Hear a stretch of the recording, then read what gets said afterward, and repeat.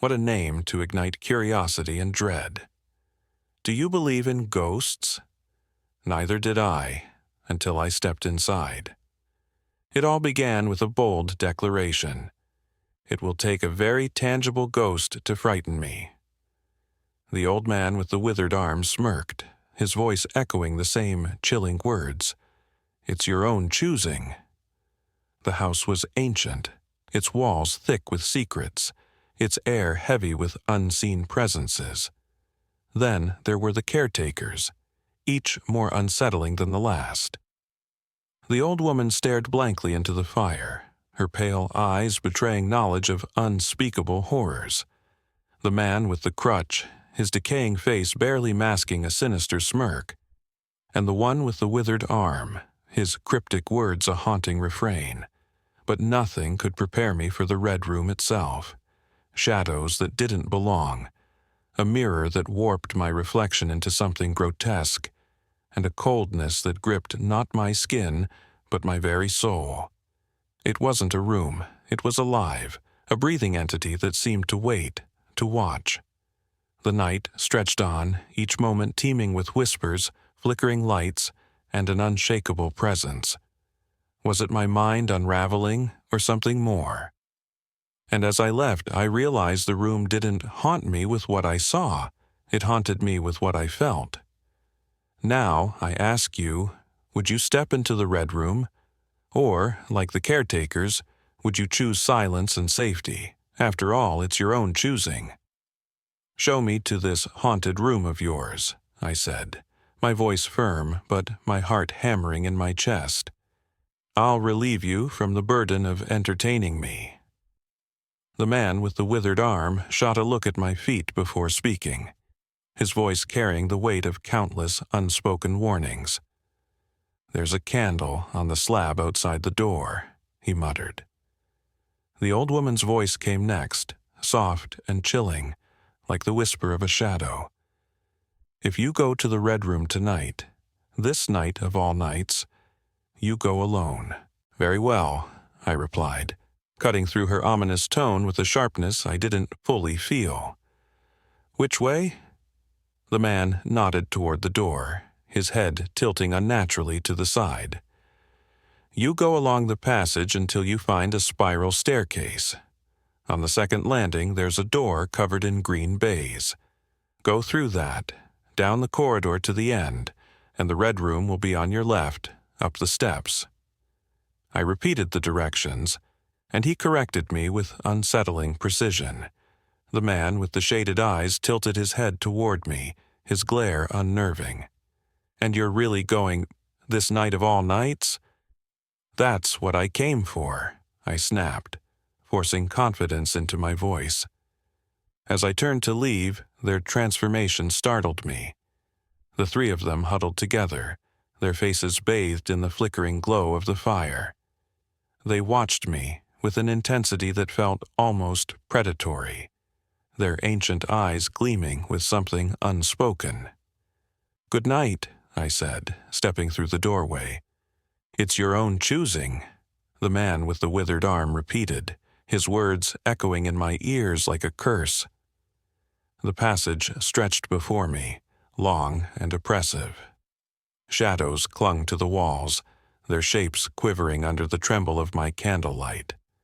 The spiral staircase loomed ahead, each step creaking as if the house itself whispered warnings. A cold draft bit at my skin as I climbed, and echoes of my movements seemed to mock me.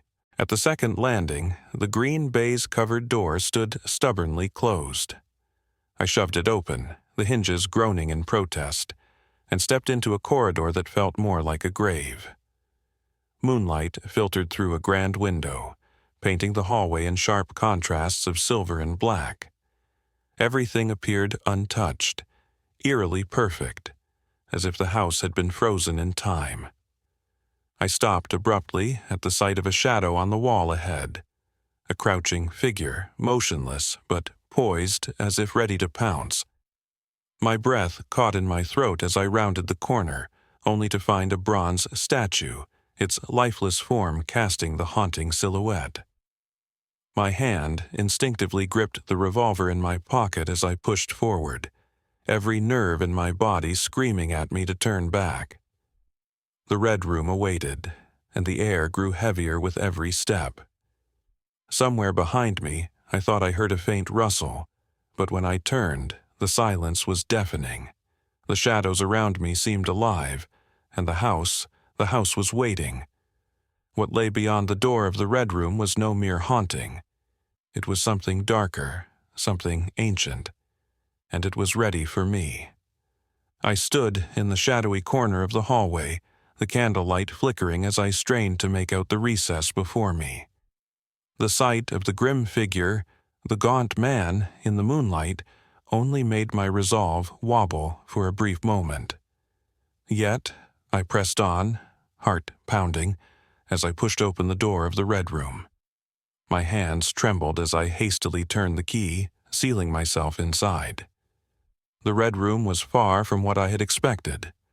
Vast and silent, its enormous windows let in the pale moonlight, casting long, eerie shadows across the ancient, dusty furniture. The crimson curtains, faded and frayed, hung like reminders of a time long past. Dark, towering armoires loomed, casting their own spectral presences against the dim light.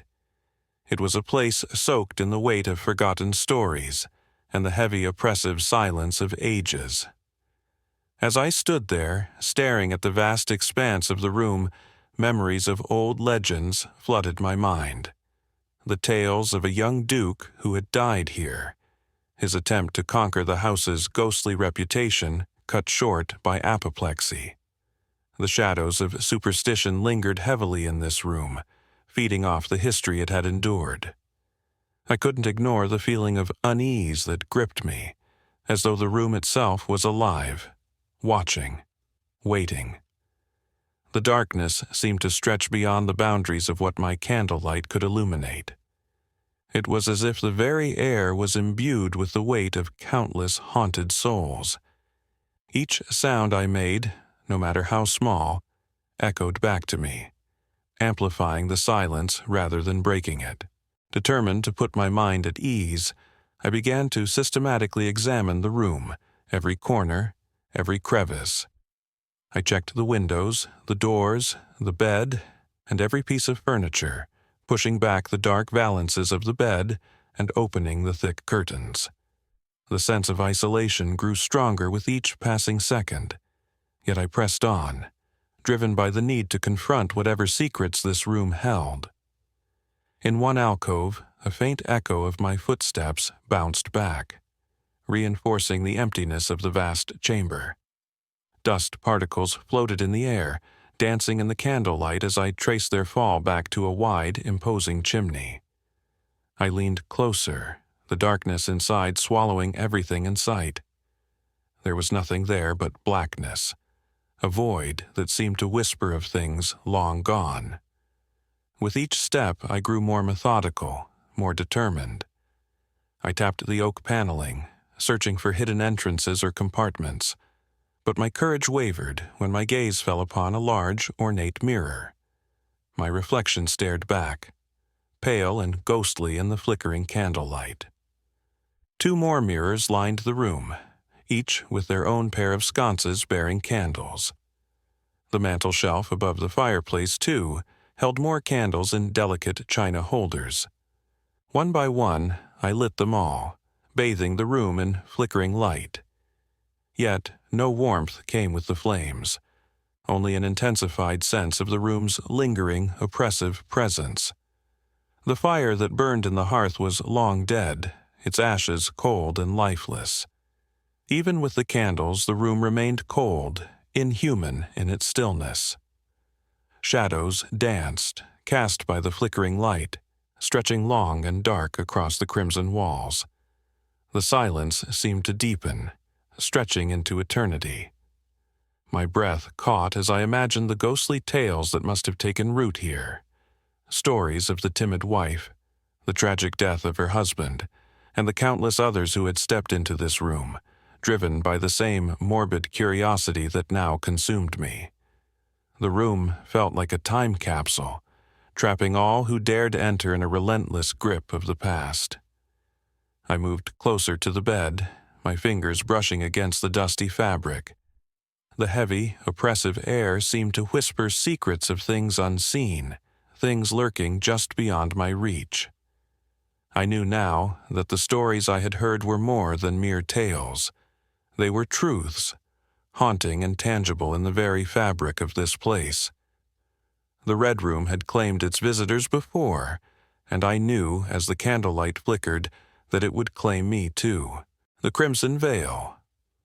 I drew an unexpected consideration from the old housekeeper and struck a match to light it, hoping to dispel any lingering desire to shiver. As the flame grew steadier, I turned my back to the fire and once again surveyed the vast Red Room. My mind remained restless, the darkness beyond my candlelight still too oppressive, the silence too deep. Pulling a heavy chintz-covered armchair and a table close, I formed a makeshift barricade before me, resting my revolver atop the table. My detailed examination had done little to calm my nerves. The remoteness of the shadows and the eerie silence continued to unsettle me, while the distant echoing crackle of the fire did nothing to comfort me. As the hours dragged on, a sense of foreboding began to take shape. The shadowy alcove at the room's far end gradually became more than just a dark void. It began to feel like a presence. That indefinable sensation of something lurking, something alive, haunted my thoughts. To soothe my anxiety, I approached the alcove with my candle held high. I swept the flickering light across its depths, convinced there was nothing tangible there. Yet the feeling of something watching me lingered. I placed the candle on the floor of the alcove, watching the flickering flame glow steadily. By now, my nerves were stretched thin, despite my reasoning that there was no cause for this irrational fear. My mind remained clear and analytical. I had dismissed any supernatural explanation. Yet the unease wouldn't leave me. To pass the time, I tried composing rhymes in the manner of the ancient legends of the place, muttering them aloud, but the echoes only made the silence more oppressive. I soon abandoned that effort. Then my thoughts turned to the 3 distorted figures I had seen downstairs, their ancient faces, their quiet, unnerving presence. I tried to focus on them instead, clinging to the memory of their distorted, haunted faces, as if they could offer some connection to reality. But the room itself, the deep, somber reds, the shifting shadows, continued to unnerve me. Even with the flickering candlelight from the 7 lit sconces, the room felt dim, suffocating in its quiet. Shadows danced across the walls in a restless, unsettling display, shifting constantly as if they had a life of their own. Desperate for some remedy, I remembered the wax candles I had seen in the corridor. With an effort, I stepped out into the moonlit hall, carrying my candle. The night was silent and still as I returned, arms filled with as many as 10 candles. I placed them carefully in the various china holders scattered around the room, lighting each one, and positioning them in places where the shadows had been deepest. Some were placed on the floor, others in the window recesses, rearranged until my efforts brought a bright, almost blinding array of 17 candles scattered throughout the Red Room. As the room filled with flickering light, the shadows slowly began to fade, retreating from their familiar hiding places. Yet they still lingered, just beyond the reach of the candle's glow, watching. The oppressive silence remained, but now there was an unsettling quality to the quiet, a stillness heavy with anticipation. My nerves remained taut, my mind spinning with the tales and the lingering presence of the room. I could feel the weight of countless eyes, real or imagined, piercing through the dim light. The more I tried to dispel the darkness, the more I was drawn to its haunting grip. And despite the light, despite the fact that I had done everything to banish the fear, I couldn't shake the feeling that something still lurked in the shadows, waiting. Flickering shadows. No inch of the room was left untouched by the flickering glow of my 17 candles. Every corner now glowed under the steady stream of light, yet the sense of anticipation still weighed heavily on me. It occurred to me, in a moment of dark humor, that if the ghost were to appear, perhaps I could warn him not to trip over these candles, laid out like silent sentinels guarding their dark corners. The room, now brilliantly illuminated, seemed almost alive with the quiet flicker of so many flames. There was something oddly soothing in their steady glow, a quiet promise of warmth and safety. Even as I watched, however, I found myself drawn to the slow, deliberate shrinking of the candle flames, their diminishing lengths offering a strange comfort, a reminder of the passage of time. Still, despite the light, the oppressive feeling of expectation refused to lift. I stood there, watching the minute hand of my watch creep steadily towards midnight. The shadows stretched, and an eerie stillness settled over the room. Then, all at once, it happened. In the alcove, I did not see the candle go out. It simply vanished. One moment, the flickering light was there, casting its faint glow on the walls, and the next, there was only darkness. I whirled around, startled, my breath catching as though I had seen a stranger suddenly appear. "There must be a draft," I said aloud, more to steady my nerves than to convince myself. I grabbed the matchbox from the table and walked toward the alcove, striking a match. The first match wouldn't light. I tried again, fumbling, when suddenly I noticed a strange flicker against the wall in front of me. Involuntarily, I turned my head and saw the 2 candles on the table by the fireplace wink out one after the other, snuffed as if by an unseen hand. I stood, dumbfounded. "Did I do that?" I muttered, the words escaping in a disbelieving breath. It was as though some unseen force had acted in my place, snuffing out the flames with no more effort than the gentle press of a finger. My hands trembled as I attempted to relight the candles, but as I did so, the candle in the right sconce of one of the mirrors blinked and went dark. Almost instantly, its companion followed suit. The flames vanished in an instant, leaving the wicks blackened and lifeless. I stood motionless, staring at the empty sockets where the candles had been. The shadows, like silent watchers, seemed to take a step closer, as though they had been biding their time. "This won't do," I muttered, my voice trembling with a mix of fear and disbelief. I turned to the mantel, striking another match, my hands shaking so violently I nearly dropped the matchbox twice before finally lighting it. The mantel emerged from darkness once more, but as I did so, 2 more candles, in the far corners of the room, were extinguished. With a renewed sense of desperation, I lit the larger mirror candles and the ones near the doorway, hoping to push back the encroaching darkness. For a brief moment, it seemed that I was regaining control, but then, like a silent wave, 4 candles vanished at once, snuffed out in different corners of the room. I scrambled to strike another match, the trembling in my hands almost overwhelming me. Standing there, torn between action and hesitation, I felt an unnatural force take hold, extinguishing the 2 candles on the wardrobe. An invisible hand had brushed them out, and in that moment the reality of my situation dawned on me. Something, or someone, was snuffing out the light. My breath caught as I fumbled for another match, my mind racing with the weight of what I had seen. The shadows pressed closer, their presence now undeniable, suffocating in the silence. I lit the candles on the mantel again, fighting against the inevitable darkness. But the shadows continued their relentless advance. I cried out in sheer terror as I dashed toward the alcove, blindly reaching for the candles that continued to wink out one by one.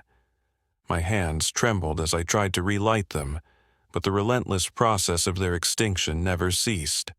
shadows, darker and more oppressive than before, crept in closer, inching toward me with a chilling inevitability.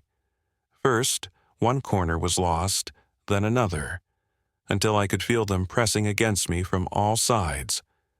Frantic, I hurled myself from candle to candle, desperate to hold back the encroaching darkness.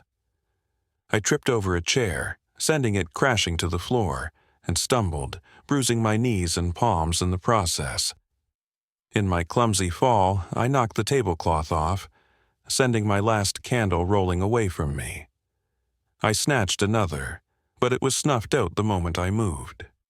The few remaining candles followed in rapid succession, plunging the room into an impenetrable void. Yet, even as the candles died, there was still a faint red glow that stretched across the ceiling, faintly illuminating the room. Desperate, I made my way toward the fireplace, thrusting a candle through the bars to relight it. But as I did, the fire's flames dwindled and faded, leaving me in total darkness once again.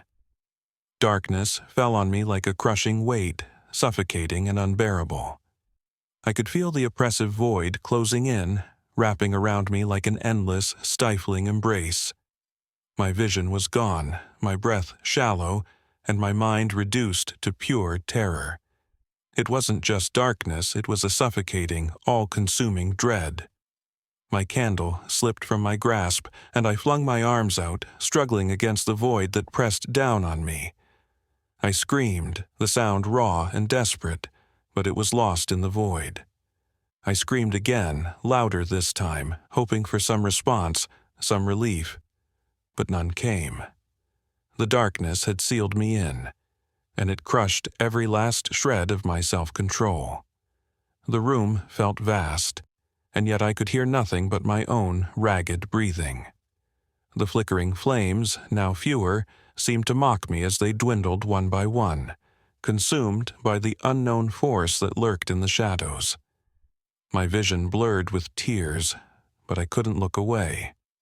I stood frozen, my heart pounding, knowing that no light could banish the darkness now. The room had become a tomb of flickering shadows, alive with unseen forces, whispering of things I dared not comprehend. Thrice, I must have stumbled to my feet, though my mind was a blur of confusion. Suddenly, the memory of the moonlit corridor flooded my thoughts, and in a blind panic I made a desperate run for the door. But I had lost all sense of direction. My head bowed, I collided with the corner of the bed, then staggered back, crashing into another bulky piece of furniture. The blows came fast and hard, each one leaving me disoriented and disbelieving. I have a vague memory of staggering back and forth, my body battered and bruised by the darkness that surrounded me. Then, in an instant, I felt the unbearable sensation of falling into an abyss of fear where time itself seemed to stretch and break. My last frantic struggle to stay upright was met with nothing but silence and the oppressive weight of the unknown. Then, nothing. I opened my eyes hours later, in the harsh light of day. My head throbbed, roughly bandaged, and the man with the withered hand stood watching me. Confusion clouded my mind, and it took a moment before I could piece together the fragments of memory. I glanced toward the corner and saw her, the old woman, no longer menacing or abstract, quietly pouring drops of medicine from a small blue bottle into a glass. "Where am I?" I murmured, struggling to grasp the reality of my surroundings. "I feel as though I know you, yet I can't remember who you are." They explained it to me in hushed tones. They found me at dawn, unconscious, with blood smeared on my forehead and lips. I could scarcely comprehend what they were telling me. These three old figures who had seemed so foreboding now appeared common, unremarkable. The man with the green shade hung his head as if lost in sleep. Slowly, the memory of that night returned. And when the old man with the withered hand asked, "Do you believe now that the room is haunted?" There was no doubt in my mind. "Yes," I answered, "the room is haunted." But they did not look at me as if I were a trespasser anymore. They spoke as if they pitied me, condoled with me. "Not the old Earl," I told them. "It's not the old Earl. It's not the Countess either." "Who then?" one of them asked. "There is no ghost," I said, "but something far worse." The old lady, with her glass in hand, nodded solemnly. "It's the fear," she whispered. "The fear that lingers, never truly fading. The fear that cannot be escaped." I took a deep breath, steadying my voice. "That is it. The worst of all things that haunt us. Fear itself. Fear that blinds, deafens, and consumes. Fear that follows you, lingers, and grows stronger, no matter the light or the hour. It followed me through that corridor, it fought me in that room, and it lingers still." There was a long silence after my words, thick with unspoken truths. My hand instinctively went to my bandages, feeling the traces of darkness that still clung to my skin. The candles had gone out one by one. The fire had vanished. And then I fled. The man with the green shade broke the silence, his voice steady yet distant. "That is it," he said softly. "I knew it, a power of darkness to curse a home like this. It's there always, lingering like a shadow, even in the brightest day.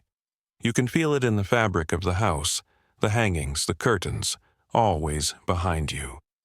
No matter which way you turn, it's there. Fear, black fear. And as long as this house endures, that fear will remain.